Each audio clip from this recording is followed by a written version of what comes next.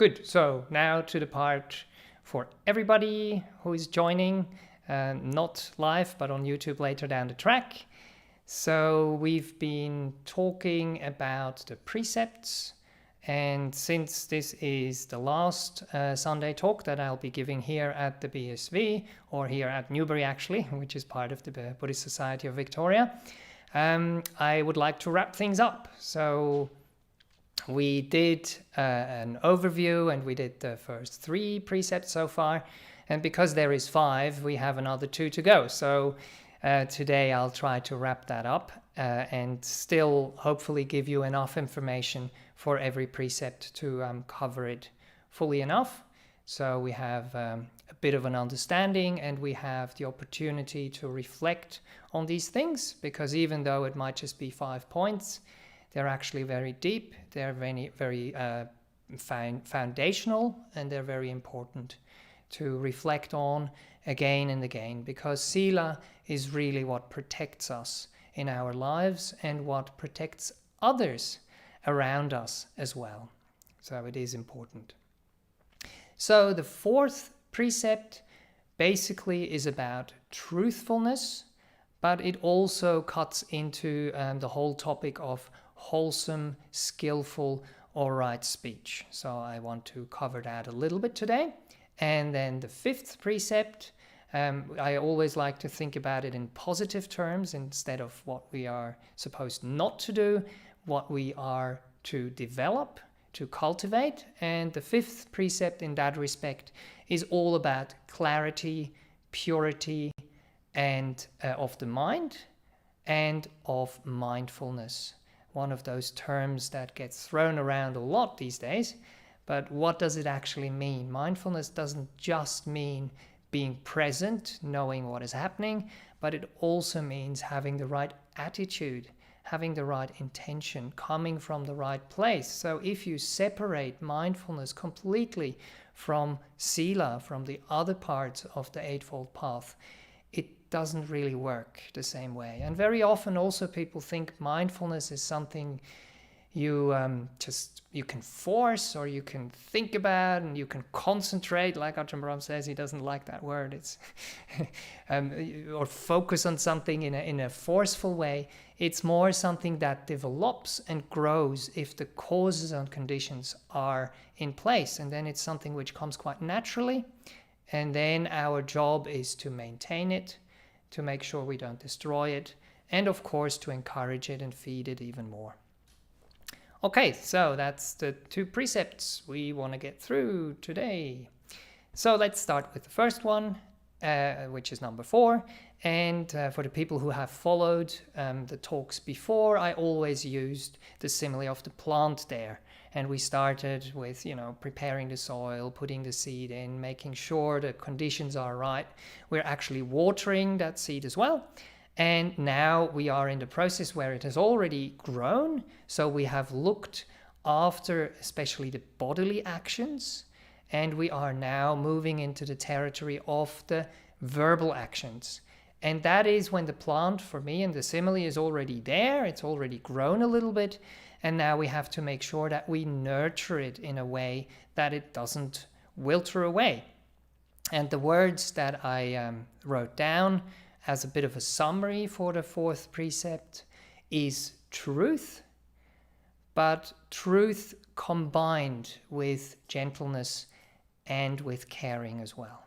Because truth can sometimes be harsh, and if it is too harsh, it doesn't really lead to the results that we are hoping for. I am not trying to encourage people to not face the truth, so it does need courage, but there is ways of doing it in a way that is more conducive. And there is many sections in the suttas actually that talk about this very, very beautifully. So we are making sure in the simile that our plant gets enough light. So the sunlight is important. I'm sure you've all done that at school, the experimentation part where you have those tiny little plants and you don't give them the nutriments, or you don't give them the water, or you don't give them the light. and they are just in the dark, and they're growing really fast because they're actually looking for the light, but they can't find it, and eventually they won't actually make it if they don't have the light. And light for me is also a symbol of truth, of warmth, but also of authenticity. I think that's one of the terms that is used these days quite a lot as well. So the light is something which helps us develop or open ourselves up as well, that kindness and that warmth. I was reflecting about that when I was back in Bodhinyana and teaching another retreat, and I was taking some pictures of some flowers. And I noticed that when it was dark outside, and I took a picture of those flowers, I sometimes couldn't even find them. And I was wondering, wow, that's kind of strange. But I couldn't find them because all those little petals were closed when the light wasn't there. But as soon as the light started to come up, as soon as the warmth started to come up and hit those petals, that's when they started to develop, to open themselves up. And that's the same thing which happens when we are sticking to the truth, and when we are truthful, and when warmth and light is part of the picture there. So as usual, I do have a couple of suttas that I've used before. The first one is Overflowing Merit, and it's from the Anguttara Nikaya 8th, and it's number 39. I really wish to say that again and again. Some people might be going, oh no, not again. But just to emphasize, what we are doing here is actually a present to ourselves and is a present to other people, and it is a gift. So the Buddha says here, Bhikkhus, these 5 gifts are great, original, long-standing, traditional and ancient. They are uncorrupted and they have been since the beginning. They are not being corrupted now, nor will they be. Sensible ascetics and Brahmins and laypeople and everybody basically, don't look down on them. And then what 5? And then it goes through the 5 precepts. So we are now at number 4. And number 4 says, a noble disciple gives up lying. Right, that is, yes. And sorry, I didn't read out the other part, which I actually wanted to. By doing so, they give countless sentient beings the gift of freedom from fear, enmity, and ill will. And they themselves also enjoy unlimited freedom from fear, enmity, and ill will. Good. Next sutta is number 10 in the Anguttara Nikaya, or actually it's in the book of the Tens, and it's number 176, and it's called With Chunda, and that usually gives you a very nice understanding of what the positive is and what the negative is. And for the 4th precept here, it says, or for the speech, basically, it goes into all the speech precepts here, not just in the lying. And it goes as follows. So we had the threefold purity of the body, which we've gone through, which is not killing, not stealing, and not committing any sexual misconduct. So now, and how is impurity fourfold by way of speech? It's when a certain person lies. They are summoned to a council, an assembly, a family meeting, a guild, or the royal court, and asked to bear witness. Please, mister, say what you know. Not knowing, they say, I know. Knowing, they say, I don't know. Not seeing, they say, I see. And seeing, they say, I don't see. And then most importantly here, so they deliberately lie for the sake of themselves or another, or for some trivial worldly reason. And then it goes into the 3 other ways of speech. They speak divisively. They repeat in one place what they have heard in another, so as to divide people against each other. And so they divide those who are harmonious, supporting division, delighting in division, loving division, speaking words that promote division. They speak harshly. They use the kinds of words that are cruel, nasty, hurtful, offensive, bordering on anger, and not leading to stillness or meditation. They talk nonsense, it says here in this translation. Their speech is untimely, and it is neither factual nor beneficial. It has nothing to do with the teaching or the training. Their words have no value and are ultimately unreasonable, rambling, and pointless. This is the fourfold impurity by way of speech. So, I think those precepts that we're looking at now, number 4 and number 5, are the precepts that we are most likely to fall in a bit with a higher likelihood than the other ones. So it's the ones that we should really look into carefully and try and see what the good things are to develop and actually working on it. So for the positive part, I would like to use another sutta, which is very, very similar, and that is the Digha Nikaya 2, the Samannapala Sutta, which is the shorter section on ethics. And it shows this from the positive side now, when we are actually abandoning those things. So for the first one, it says, they give up lying. They speak the truth and stick to the truth. They're honest and trustworthy. They don't trick the world with their words.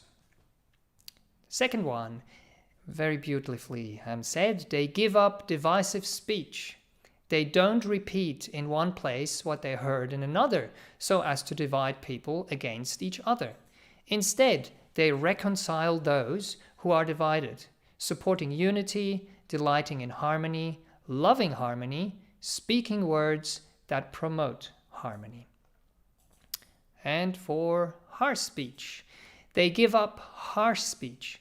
They speak in a way that's mellow, pleasing to the ear, lovely, going to the heart, polite, likable, and agreeable to many.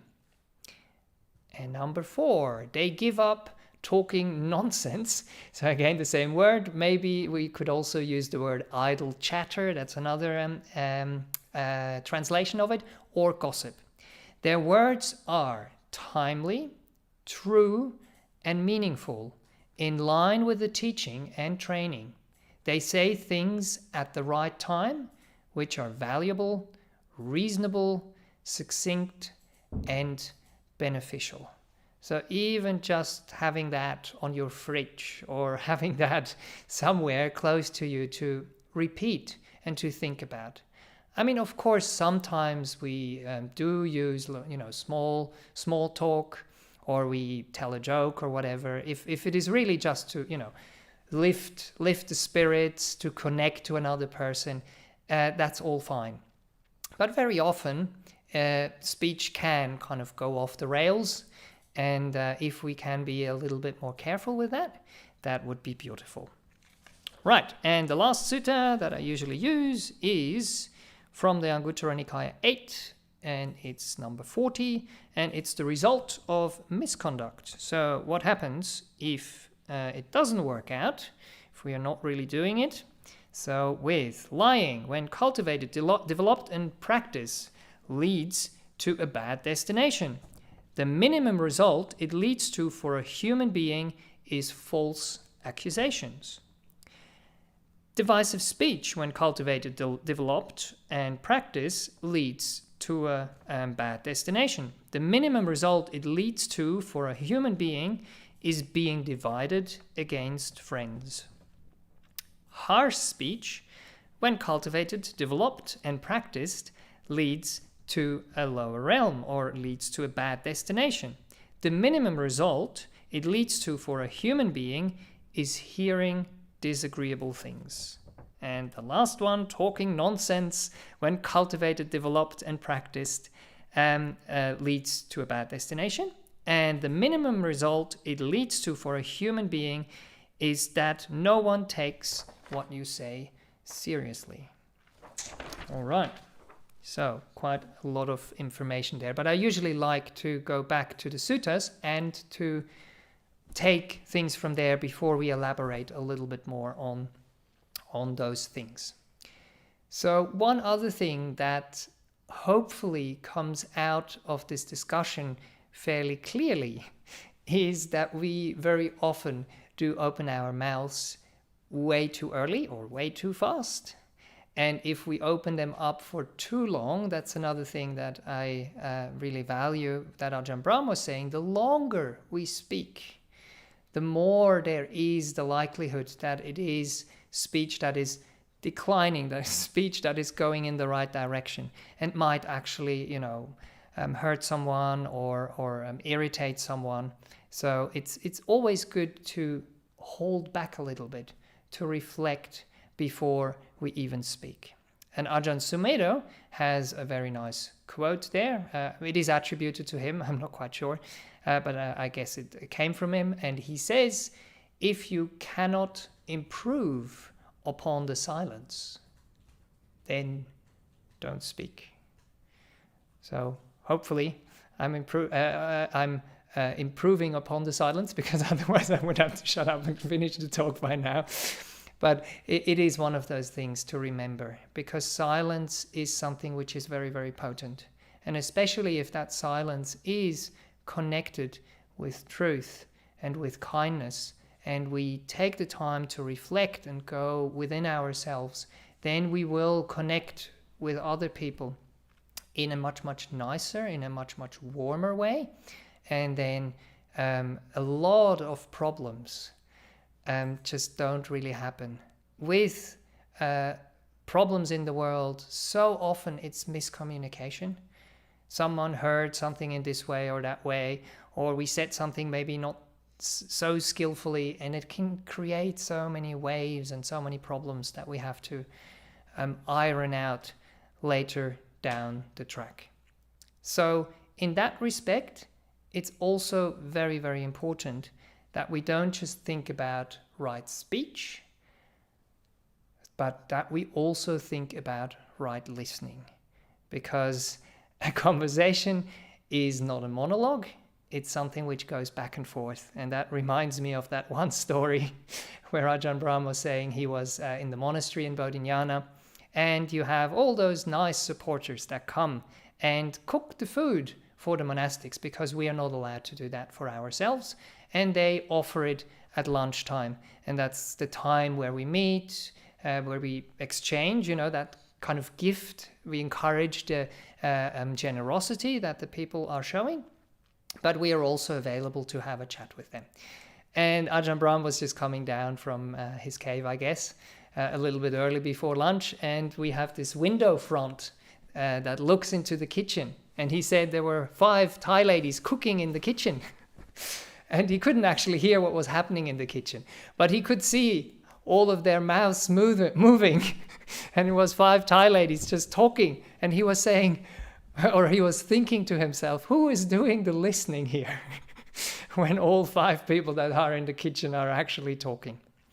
So that's something I would like to focus on a little bit as well, but I will outsource that to the Monday meditation, which is tomorrow in the evening at 7:30, because listening is also something which is deeply connected to listening to our bodies, listening to our minds, and how we can practice meditation.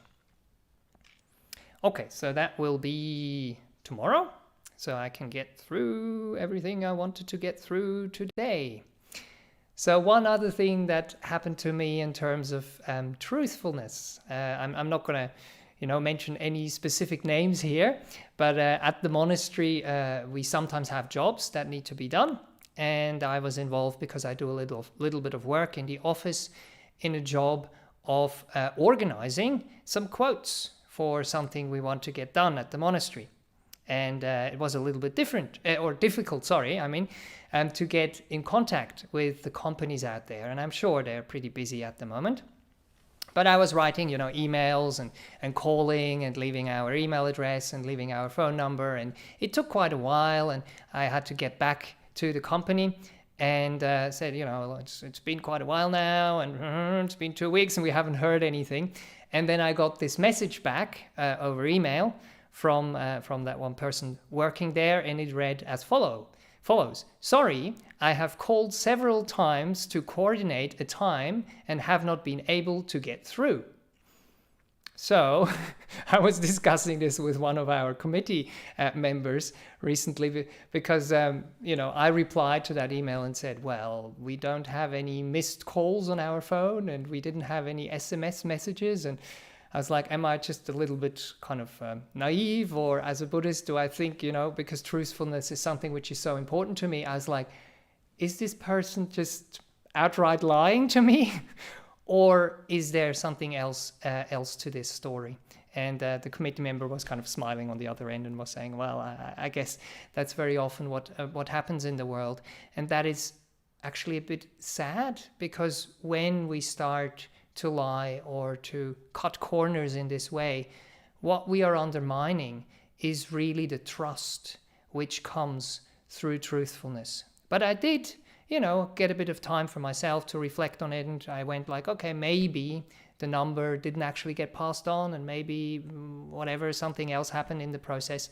And I was quite heartened to get a phone call from that person on Saturday morning, and I was like, wow, these people are still working on Saturday morning. And he was sharing with me that his wife was in hospital and that he wasn't able to answer on that Friday when I was trying to contact the person. And then, of course, I said, I wish your wife all the best, and thanks a lot for getting back to us, and we made an appointment for next week, and that all worked. But I was just wondering if sometimes when you have truthfulness, and if the person would have just said in the email, sorry, I didn't get round to it, if that was the full truth, it would have been much easier for me, I felt, to really take that and to not lose a little bit of trust in the person or in the whole process. But very often we don't know the full story, as this kind of example shows you here as well. And it is very important that we do give the people the benefit of the doubt, and that we nonetheless try to connect with them and then to build up that trust again. And if that trust is there, it's something very, very beautiful and something that we all want to respect in each other. And that's what builds it up. And that's what keeps it alive as well. So another story that I wanted to share that came to mind when I was thinking about telling the truth and about truthfulness from my time at the boarding school. That's when I was training to become a primary school teacher, and I actually spent 8 years in different boarding schools altogether, but that was the second boarding school that lasted for 5 years. And in that boarding school, of course, you have people who run the boarding school, and there were 3 people that had that job, and especially with one of them I had a very nice relationship, and we actually were friends and doing things outside the boarding school and in our free time as well. And he really knew how I operated. And I remember on one occasion, I think I must have been at home over the weekend. We usually would go home, and I would call, and I called him, and I was feeling that something was quite off in my body at that time, but I wasn't sick yet. So it might be a bit of a strange phone call, but I called him and I said, yeah, hello, and all that. And I said, look, I'm not feeling very well, and there were lots of things happening in the last couple of days, and I've felt it's accumulating. And I actually told him, if I come to school tomorrow, I will get sick.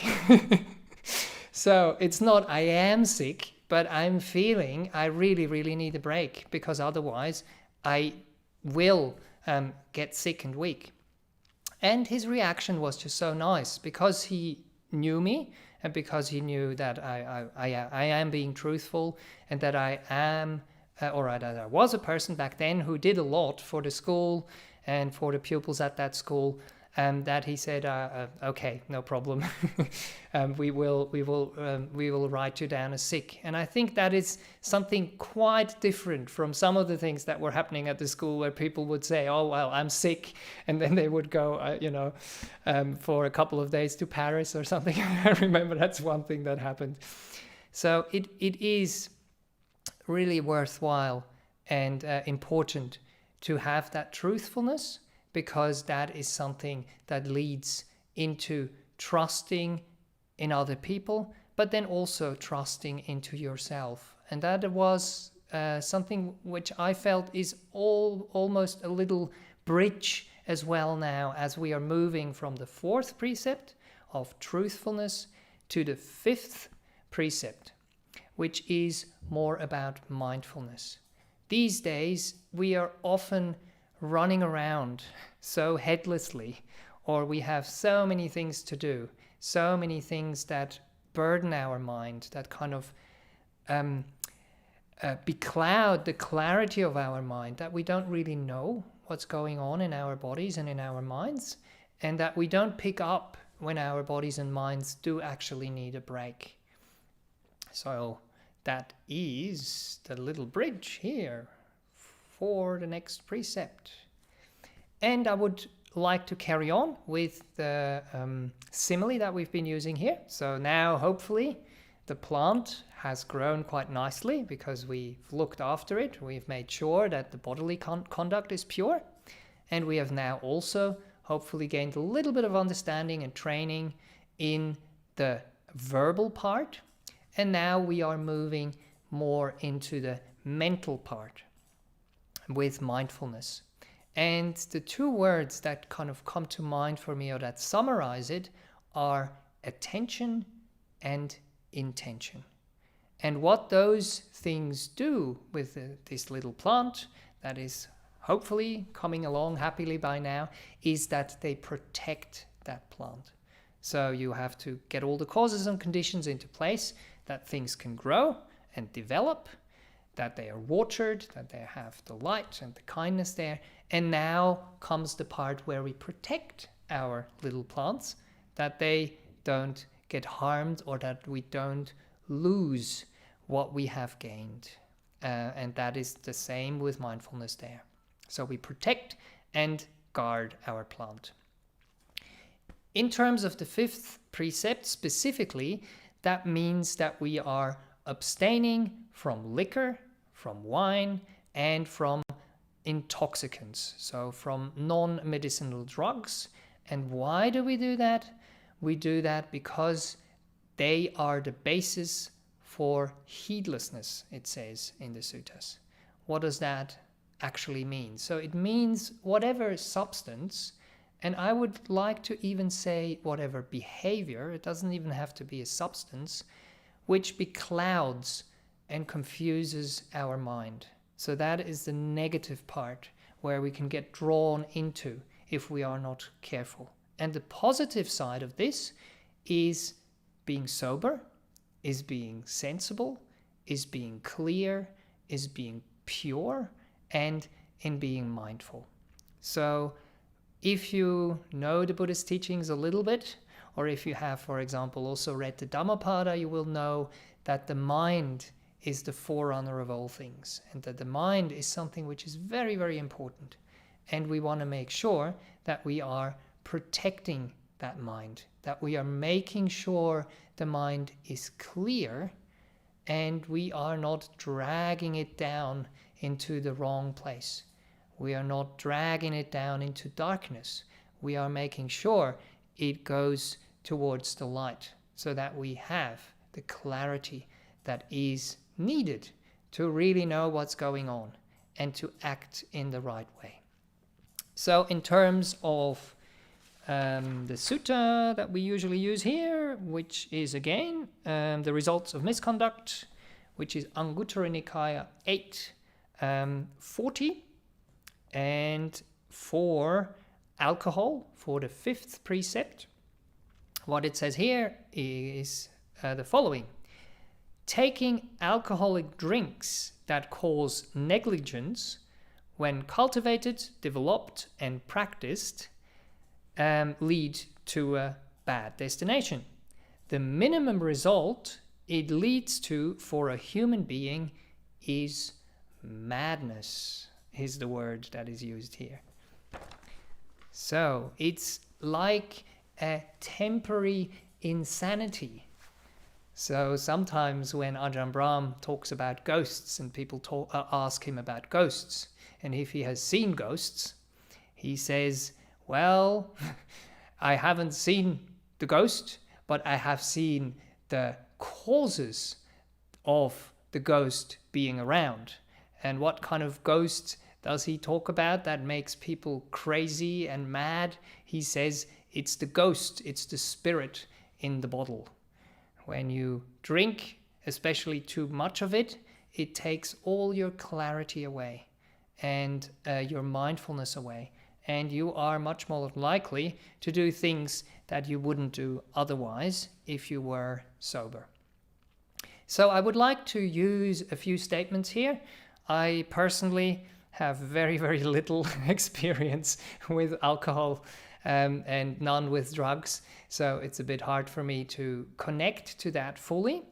So I would like to use what other people have said about the use of alcohol. There is a program on ABC which is called You Can't Ask That, and it's a program where people from a certain group get asked lots of questions that other people have sent in online. And it's very, very nice to see how openly and truthfully they answer the questions.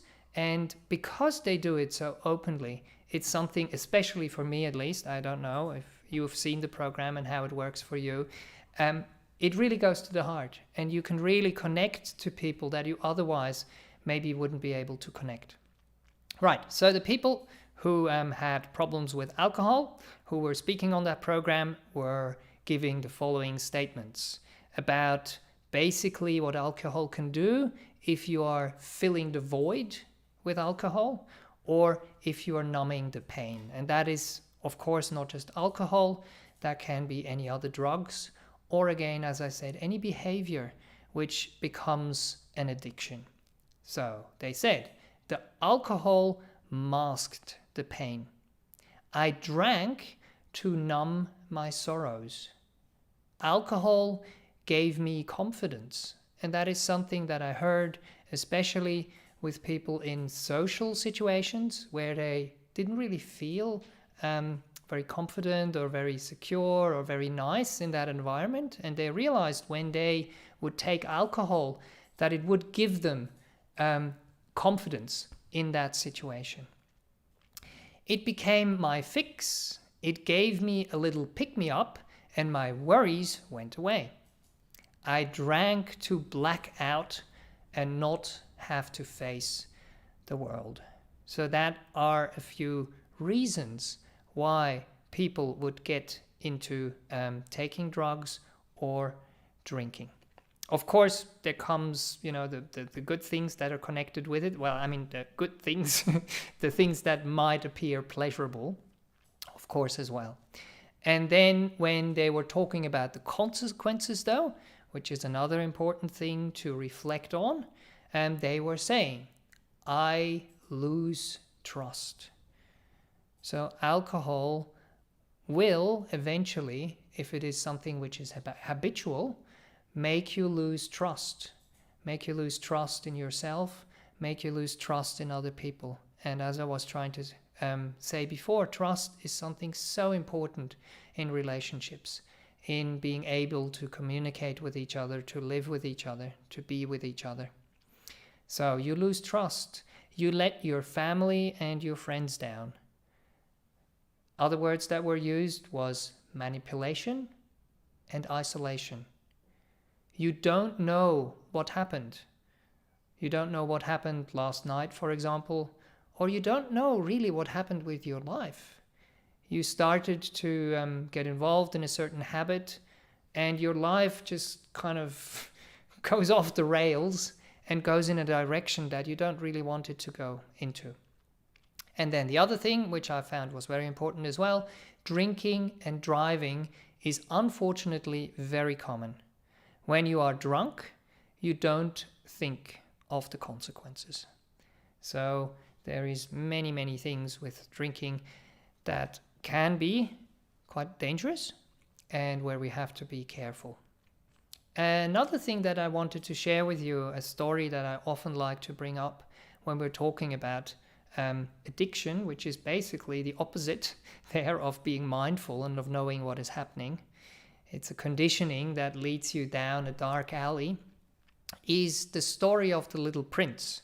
I don't know how well known it is over here, but over in Europe, because it's a French pilot who wrote the story. His name is Antoine de Saint-Exupéry. It's a very, very nice story. It's actually a story for children, but it is written in such a way and has so much wisdom in it that it is really more of a story for adults, but written like a children's book with paintings or drawings that go along with it. And it's this little prince that somehow stumbles onto this planet on the earth and meets this pilot in the desert who is stranded with his plane.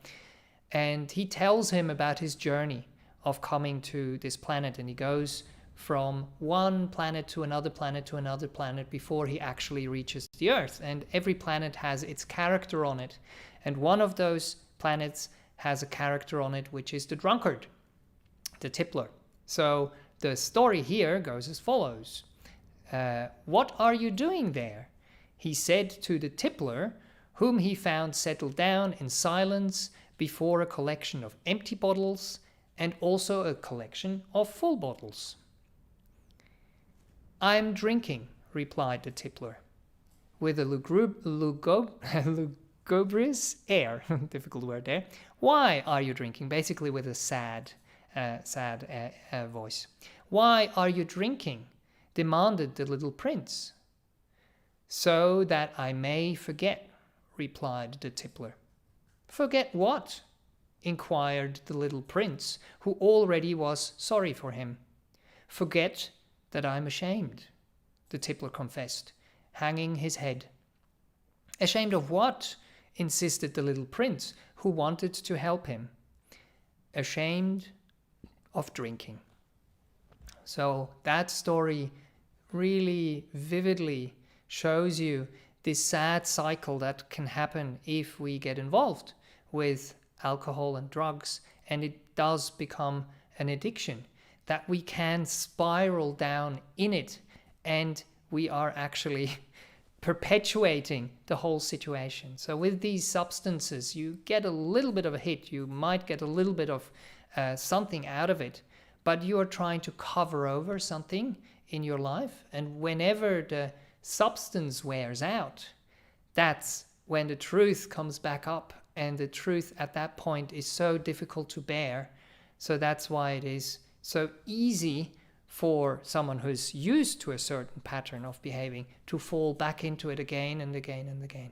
And then the habitual pattern itself, the drinking of alcohol or the taking of drugs, becomes something we are ashamed about.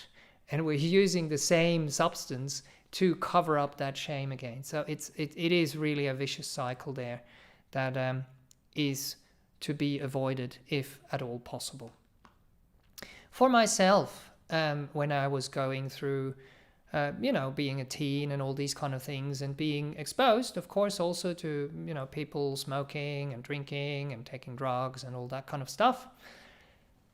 Personally, for myself, I don't really know where it all came from, but I was mindful enough to take a step back and to look at the situation and to look at the people engaging in those behaviors before I would even be tempted to try things out.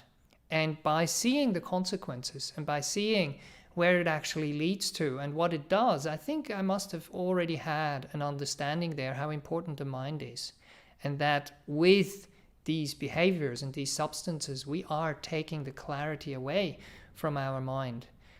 So, but the other thing which really struck me, I did go, to some of those parties and things, not to that many, but every now and then I would go along. And what would strike me again and again, and what would be the pattern of thinking in my mind, would be, I'm seeing all these people, and I'm seeing those people behaving in a way that looks like they are happy in some sense.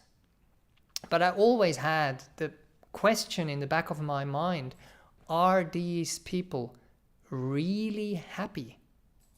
And whenever I asked myself that, whenever I tried to connect to the person behind all these kind of behaviors, it all seemed very, very empty and very, very fake to me. It just didn't have that substance that other behaviors would have. It wouldn't have that uplift that other things would have. It wouldn't give the mind the energy, the same type of energy. And that's why I wasn't really interested in even trying it out. And of course, because I was often in the role of, being the good Samaritan, or in being the person who looked after the people who actually had too much alcohol to drink, it never really appealed to me. But another thing that I was reflecting upon when I was thinking about, mindfulness and drugs and alcohol, is I really liked to do acting in the past. That was one of the things I enjoyed, to slip into different roles and to be on a stage and learn my lines and try to bring something across to other people and to touch them with whatever was played. But then I was also reflecting on, even with drama, even with theater, you are kind of creating something. And that is the same thing which happens in a nightclub. You are trying to create something there. You have the lights, you have the music, you have the clothes, you have the colors. And I don't know why, but for myself, it never grabbed me. I just saw, okay, it's lights, it's music, it's clothes, it's colors, but it just never had that reality punch to it that truth has to it.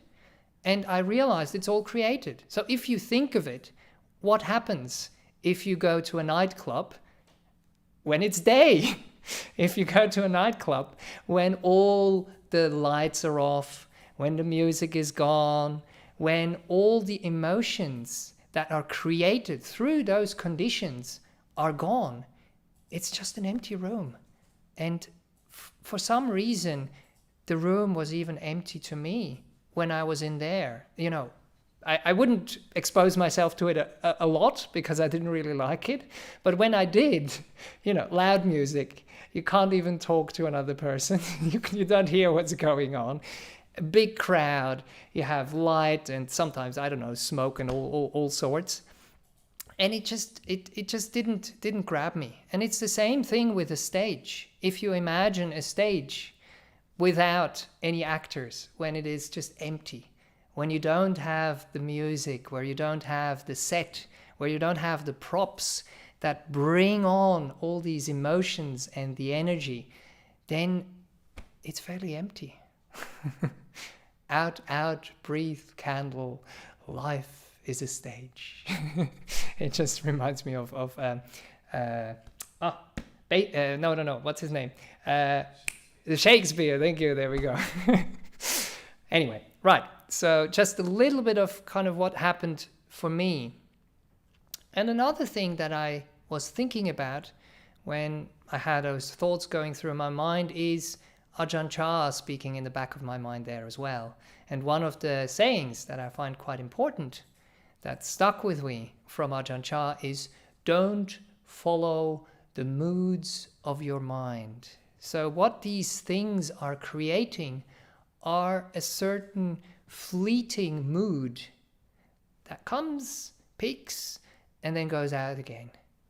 So instead of following our moods, we have to trust in the process of meditation and of Buddhism and of carrying on with our practice, no matter what those moods might be that blow through our lives and that are created in movies, in nightclubs, in wherever it is.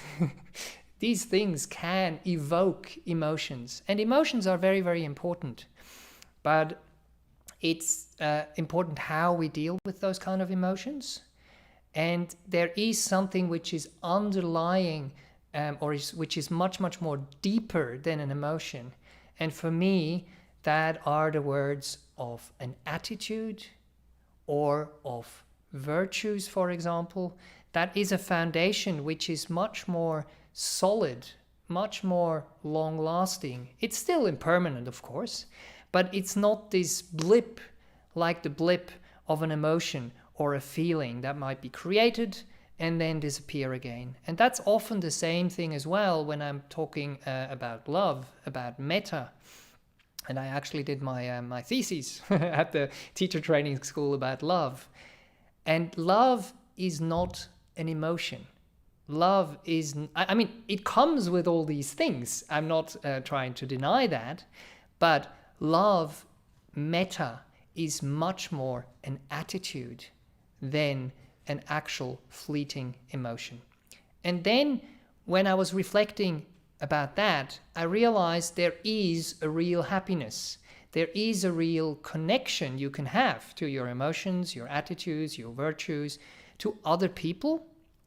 But it is very, very different. And it is so much more meaningful and, dare to use the word, real, than it is the interactions we might have in a kind of a party situation, for example.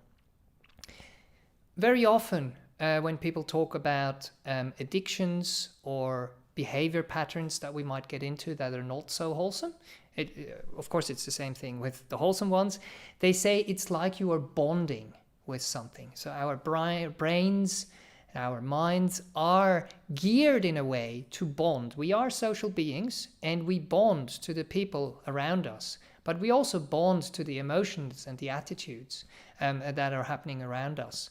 And so if we can make sure that we are bonding with the positive, constructive people and the positive and constructive emotions, attitudes and virtues, and also with the positive behaviors and habits that will lead us in the right direction there.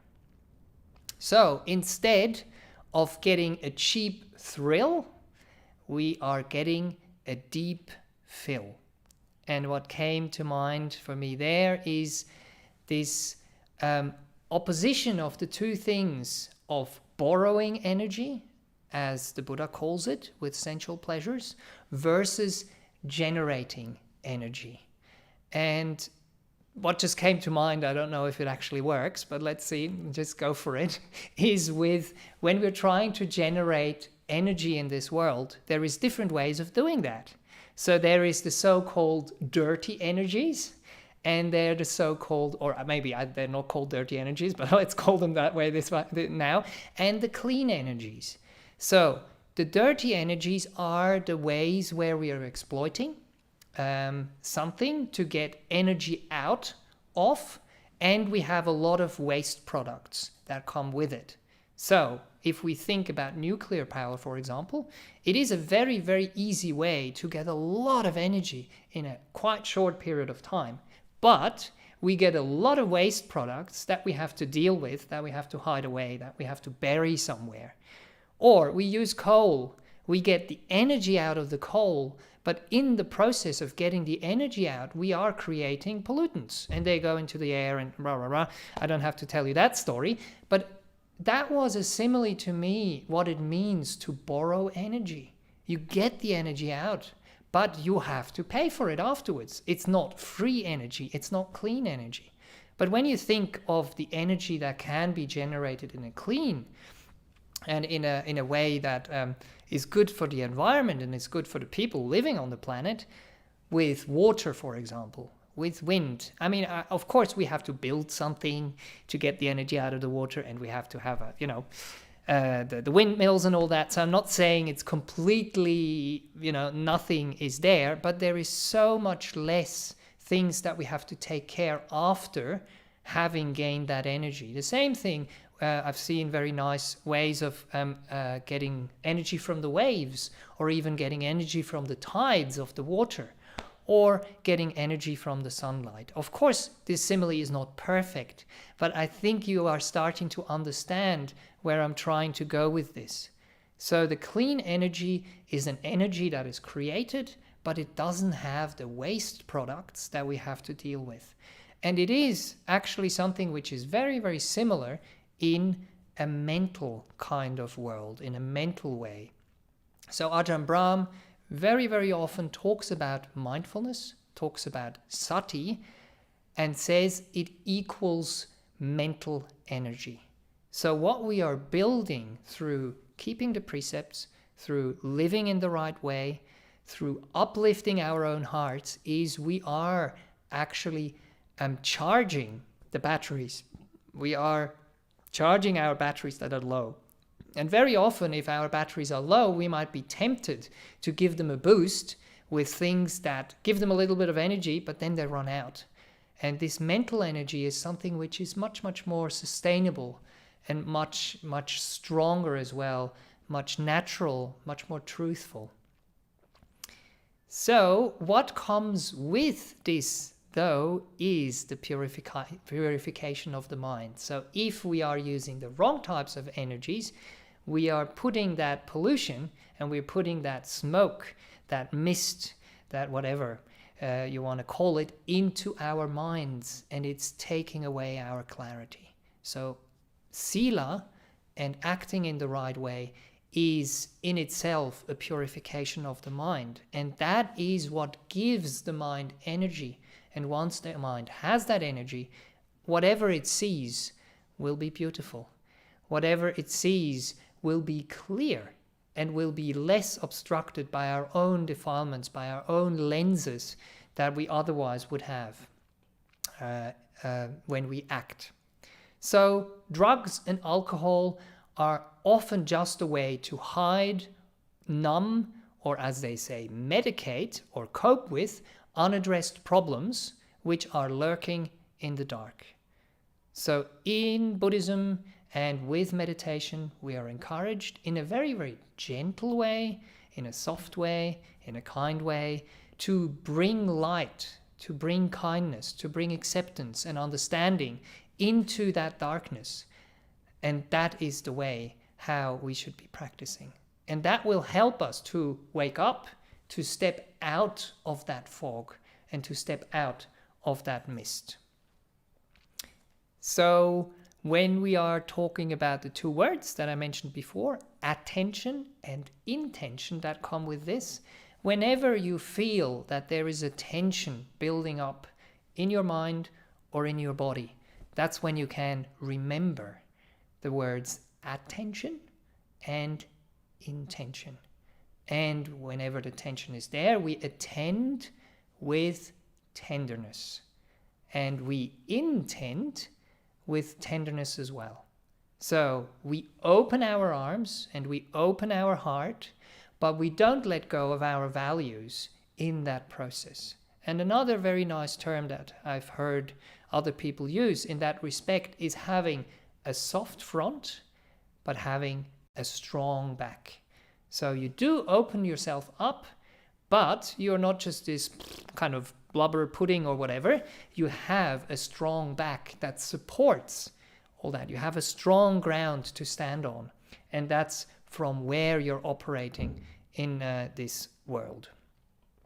Okay, next thing I have here that I wanted to touch on is, of course, what leads us into the territory of right intention and of right motivation. And of course, that would be a whole talk in itself. But just quickly to mention, Ajahn Brahm calls those three right sankappas, the three right intentions, making peace, being kind, and being gentle. And if you think about it in a slightly different way, it is all about renunciation. That's actually, I think, the more accurate translation of nekamma sankappa. It is about kindness and about love, which is abhyapada sankappa, and about harmlessness. And harmlessness is the core of all the 5 precepts that we have been talking about. That is the avihimsa sankappa. So, giving up and renouncing is something which is encouraged. But it is important that we don't just give up and renounce, but that we also encourage and replace. And that's why the virtues and the precepts are so important, that they can take a place of the behaviors that are not so good to replace them. Otherwise, we are kind of there empty-handed, or we lack this strong back that I was talking about before. And the Dhammapada verse that has stayed with me for years and years and years now, I think it kind of surfaced when I was 21 and ordained for the first time in India. That's Dhammapada verse 290. And translation from my first preceptor, Acharya Buddharakkhita, goes as follows. If by renouncing a lesser happiness, one may realize a greater happiness, let the wise renounce the lesser, having regard for the greater. So it is a process of replacing. So we don't end up with empty hands and empty hearts.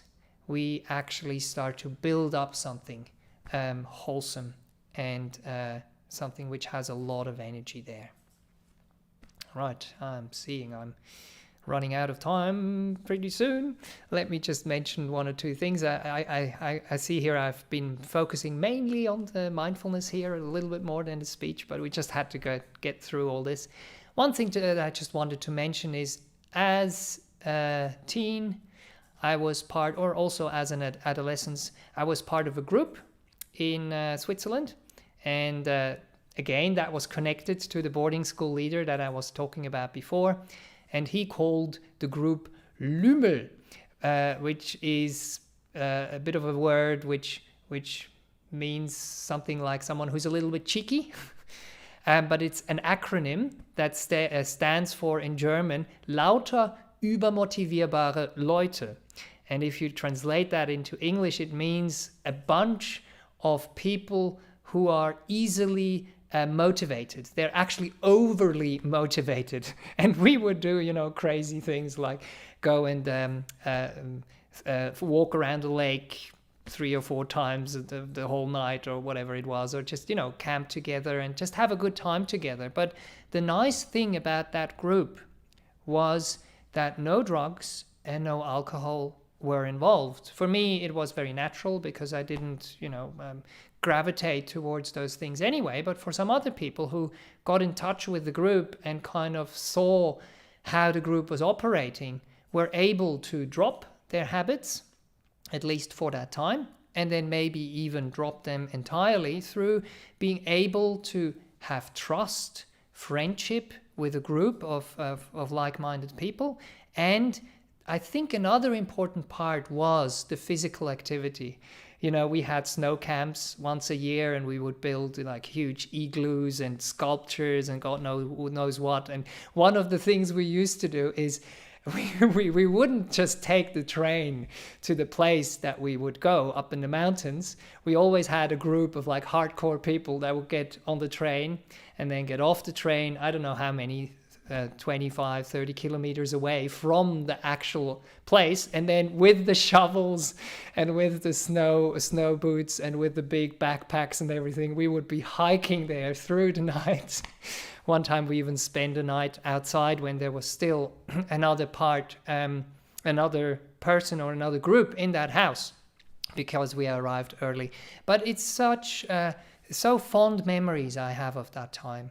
And I realize when I'm reflecting back on this, that this was something which gave me a replacement of a lot of the other things that I might have gotten into, who knows, which would have been much, much more, well, I don't know.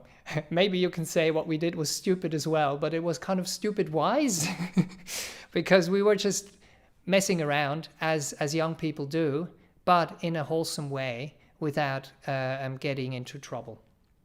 And one other thing I wanted to mention is, of course, my godmother, I think, had quite a strong influence on me as well for my whole life. I met her when I was 5 as a very little boy, and we had a connection since then, and she's been supporting me as a monastic as well. And one thing that happened when I was roughly 12 years old is that we made an agreement. She saw that I was a person who was, looking after my money quite well and working, and then, going on holidays every now and then. About half of my time I would spend overseas traveling, half of my holidays, like school holidays. So she made an agreement with me that I wouldn't wouldn't get caught drunk more than 3 times, wouldn't get caught smoking more than 3 times, and wouldn't take alcohol or drugs. But that was, I think at all. Don't take them at all. I don't think it was so difficult because I wasn't that tempted anyway, but it definitely gave me an incentive. And she said, if you do that until you are 18 years old, I'll give you $1,000. And $1,000 was quite a bit of money, actually. So, and we had like an agreement that, I don't know if we actually wrote it out. It might have been just a spoken agreement. But she told me over the years now that that was the agreement she had with her own father. And I now have the same agreement with my godchild. When she was 12, we made that agreement, and she is 16 now. And as far as I know, she has been honest and has been keeping to it.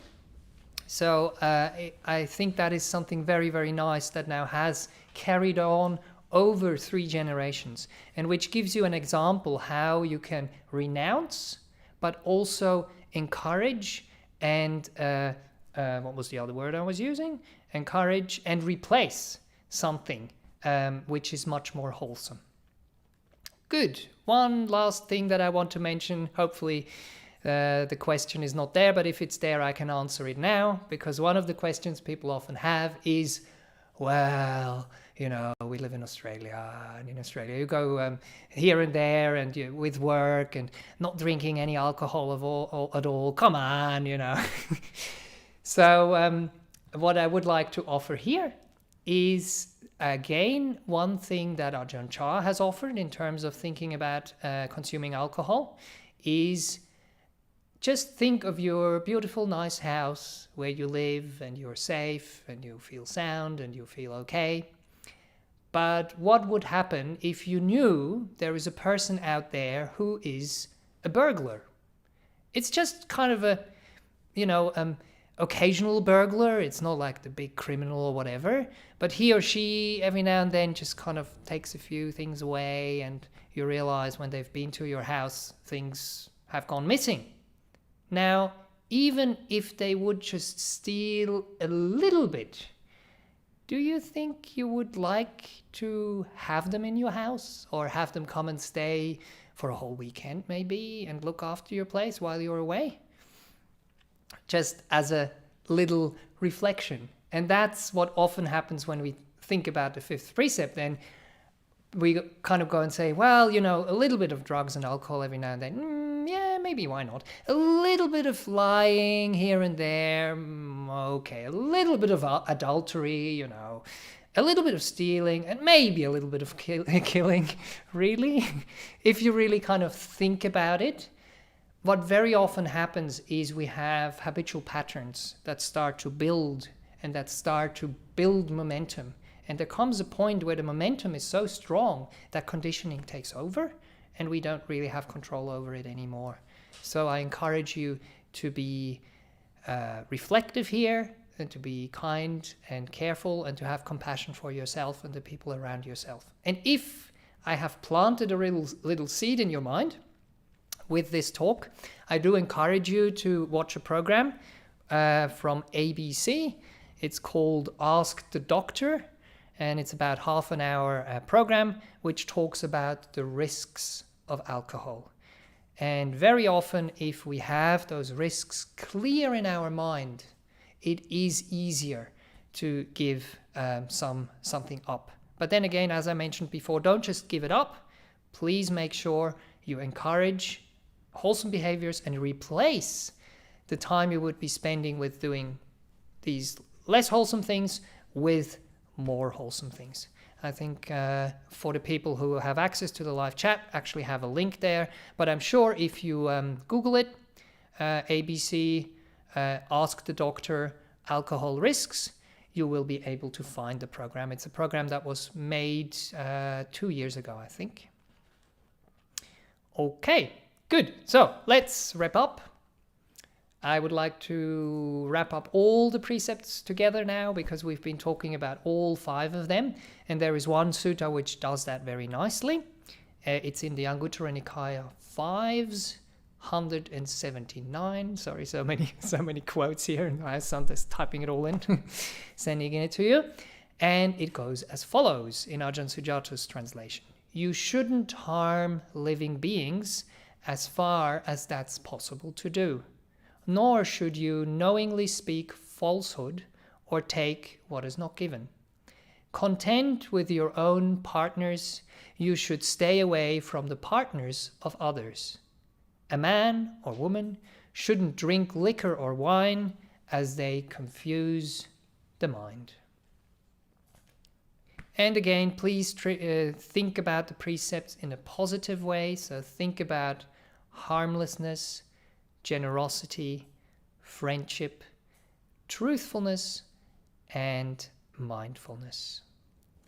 And another little encouragement, because very often people get inspired by a talk like this, or something happens in their life and they're like, yes, I really want to do this, I want to become a better person, let's go for this. They have the inspiration, and if they're not careful, it turns into expiration on some stage. So a little bit of encouragement for you in general on practicing the 5 precepts. What I really like is Professor Carol Dweck has described something which is called the growth mindset. And the growth mindset is something which is the opposite of the fixed mindset. So let's explore that a little bit. So it concerns your beliefs, it concerns the effort you put in or you don't put in, the challenges, how you see making mistakes, and how you deal with feedback. So if you have a fixed mindset, the sentence that might be going around in your mind might be, I'll never get it right. But if you have a growth mindset, you will realize, I just haven't gotten it right yet. I'm growing. There is a possibility, if I practice, to actually get to that point. It's not something which is either there or not there. It's something which can be practiced. You might think, I'm not good at this. But instead of saying, I'm not good at this, you might ask yourself, what am I missing? What are the resources that I need to be able to grow in this area, to learn in this area? You might think, I can't do this, I will give up. Instead of thinking like that, think, is there another strategy? Is there another approach? Can I gain a little bit of perspective? Look at it from another angle. Flip it around slightly. Or you might think, oh, this is too hard. Don't ask us to do all these good things. It's just too hard. Instead of thinking like this, see it as a challenge and understand it is something which takes time. And then if something goes wrong, of course, you might think, oh, I made a mistake. Oh, I'm useless. Oh, this is useless. Instead of thinking that way, think mistakes help me learn. And they mean I'm a step closer to actually reaching what I'm reaching for. And as I said, it takes time, it takes practice, it takes skill. It's like learning a new language. You can't learn a new language overnight. You have to drum in the vocabulary, you have to expose yourself in situations with people who speak that language. You have to make mistakes, but then you learn along the way. So what Ajahn Brahm often encourages people to do is to fail forward. It is inevitable that we will fail. But instead of failing and basically just becoming inactive, not doing anything, fail forward until you get it right. Don't give up. Think of a child which is learning to walk. If they would give up, they would never be able to walk and run and jump and whatever. They have the energy, they have the stamina.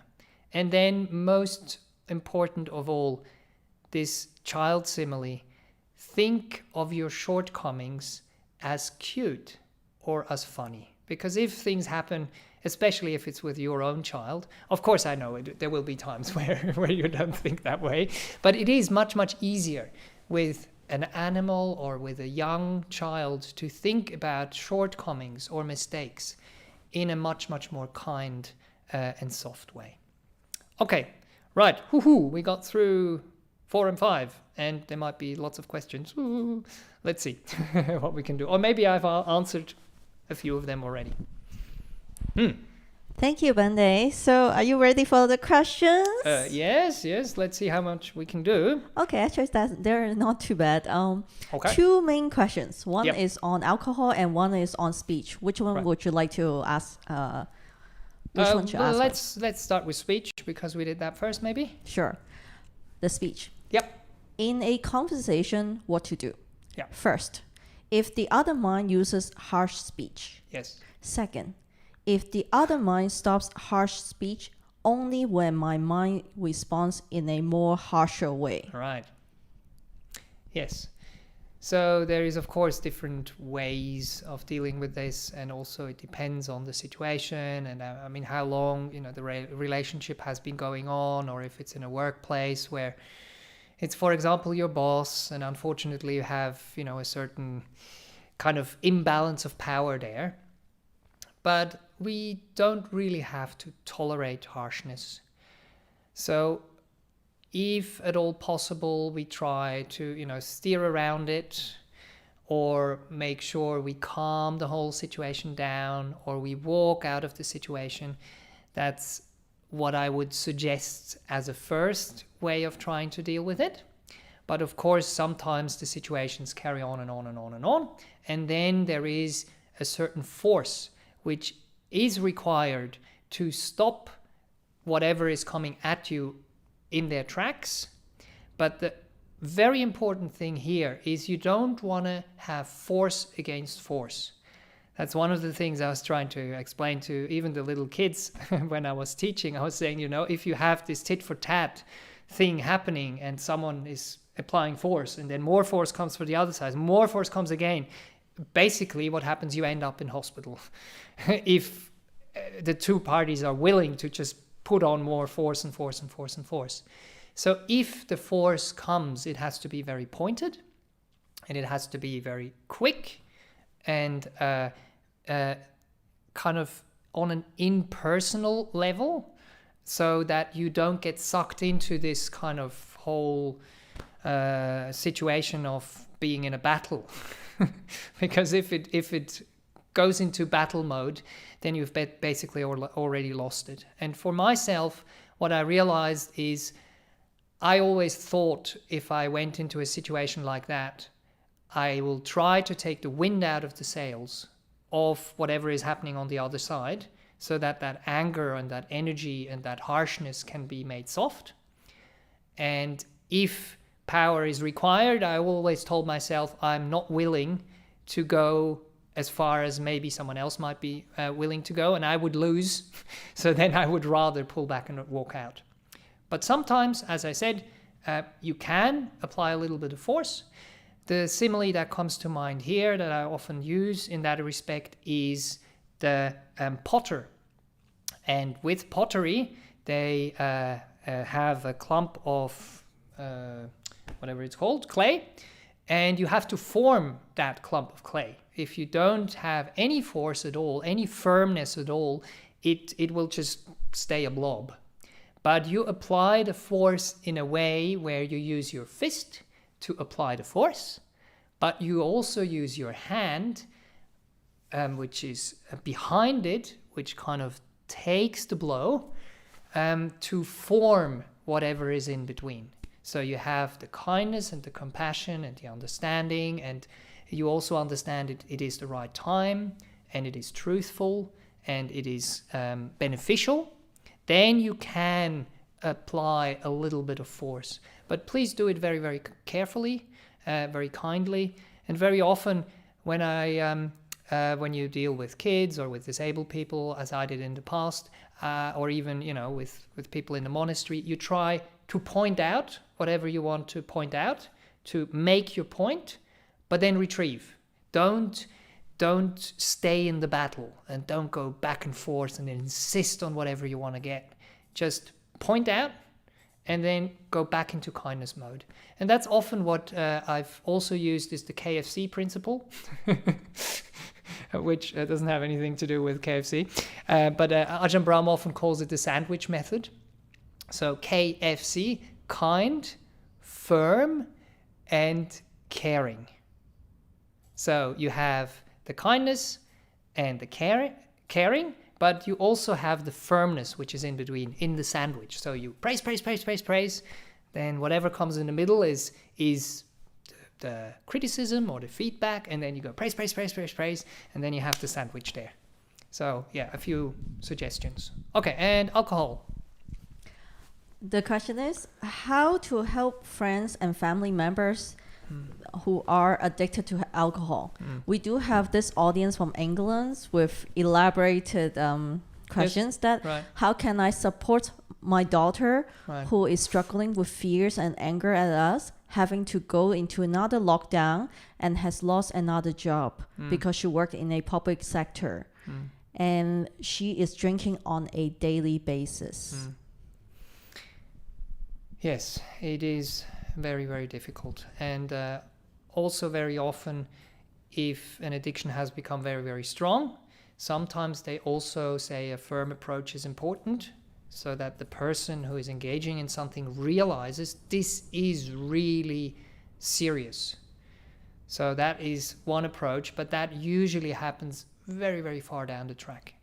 And as I was saying before with addictions, what really kind of made sense to me when another person was talking about it is this kind of bonding. So you are bonding with a substance, but you're bonding with the wrong thing. You're bonding with something which gives you that energy, which gives you a bit of relief, but it doesn't solve the problem. So now if all the people that would be good influences, because they're so frustrated, get out of the picture, the people engaging in the wrong bonding will engage even more in the wrong bonding. So then it is very important there to connect to those people with understanding, with kindness, with compassion, on a heart-to-heart level, showing them that you are available, that you are there for them, that you're supporting them, that you have an understanding that they are not their behavior. They have fallen into an unskillful behavior because they can't cope with whatever is happening. So you need to find a coping mechanism that is more wholesome and more conducive. And that starts with a safe environment. That starts with having people you can trust. That starts with people you can rely on. And if you can somehow try to send that signal to whoever is in trouble, and to send them the signal that you are not judging them for their behavior. You don't want to encourage it though, of course, because you know it goes into the wrong direction. But you are there for them and you will try to carry them through it. What often helps as well is if they can get in contact with people who had an addiction and who were able to overcome that addiction and who can act as a mentor in that situation and who can actually understand what is going on in the person without judgment. Because judgment leads again to more isolation and to more of the same behavior. So people have to realize that the behavior they're engaging in is not productive, is not healthy, and they have to see a way out. If they don't have an alternative, which is energizing, which is uplifting, which is where they can feel that truth that I was talking about shining through and energizing them, they will revert to the quick fix because the other fix is much more long-term. Also, if relapses happen, very often, depending on what the substance is, what the abuse is of the substance is, it will be part of the process. But please trust in goodness, trust in the good influence that you and a group of people can have. As I was saying, I was part of a group of people who did a lot of physical activity, which bonded us together. We trusted each other because we were friends as well. And if those friends can be in a group which doesn't engage, because that's very often the difficult other part. If you give up a certain behavior, but you have a group of people who are still part of that scene, so to speak, it's very, very difficult not to fall back into it. So it is something that has to slowly being built up. And of course, now what we are feeling and experiencing is something we haven't dealt with for years and years and years and years, because of the pandemic, because of people losing work and all these kind of things happening now. We are seeing that our strategies that we've used in the past, especially the wholesome ones, are not strong and not robust enough to cope with it, to handle it. So we have to step by step, slowly build them up. Yeah, it's a very difficult situation. I hope I could give you a little bit of a few ideas, but basically just being there, sticking it out with the other person, and giving them shelter, giving them safety, and giving them understanding, and not judging them, I think is important. Thank you, Bhante. You do have the very last question. Okay, good. From Yankee Apple. All right. You said this was your last BSV live stream. Where are you going? And when you get there, are you going to give online Dhamma talks? Thank you for all the talks you have given so far. Yes. Well, like everything else, I'm coming and I'm going, like the breath going in and the breath going out. I'm going back to Western Australia, so I every now and then come to Newbury Buddhist Monastery, usually for 3 months. This time it was for 6 months. So I'm returning back to Bodhinyana, where my teacher and preceptor is Ajahn Brahm, and where my other monastic friends live, if I can say correctly. If you wish to join a meditation day, which will be happening in a bit less than 2 weeks, so Friday week in the evening we'll start, and we'll have a whole day of meditating together on Zoom. We have, I think, 65 people who have registered so far, but this time we don't have a limit of 100 people. We could even have 500 people. I don't think we will, but we can go over 100, and people from all around the globe have joined. So please, if you wish, join us for that. And even if you can't attend all the sessions on that retreat, that's not the point. I hope you can have a retreat at home, and whatever we can provide to help you with that in terms of meditation teachings. We have Q&A sessions, we have personal interviews, and we'll be sitting in the digital meditation hall together to encourage each other. So whatever you can get out of that, and whatever the world out there can get out of that, is nice to see. I've seen there's people from all over the world, someone from Kenya and some people from Europe, and of course from Australia as well, in different time zones, joining us for that. And then afterwards, who knows? I'll be happy to have a bit more of a secluded lifestyle back in Bodhinyana again, but let's see what happens. Thank you, Bhante. Message from BSV President. Oh, all right. You're sacked. No. Sadhu, sadhu, sadhu. Have a safe trip back to Bodhinyana Monastery, and looking forward to Bhante return soon next year. Yes. Thanks. And from the Vice President. As well. Okay. We all value all three Bhante's stay at NBM and all the teachings from NBM. Safe journey back to Perth. Looking forward to the retreat of 2 Bhantes. Yeah, so thanks a lot for the whole BSV committee as well, and for the whole community here that support this place, that support the monastery, and that also support the city center, which basically make it possible for people like us, monks and nuns who don't have a home, to find a temporary home and to hang out, or to even find a more permanent home for people who are staying here permanently. There is not that many places for monks and nuns to go, so it's a very good cause to support places where monastics can go, where they can practice, and where they can hopefully gain some things that they can share with other people on this journey. So, good. Thanks very much. And let's bow to the Buddha, Dhamma and Sangha. What about tomorrow night? Oh, yes. Tomorrow night at 7:30 there will be a meditation class. And I'll be talking a little bit, most likely about listening there as well, because I couldn't spend that much time on the precept of right speech or truthfulness. Okay, let's finish. It's lunchtime here.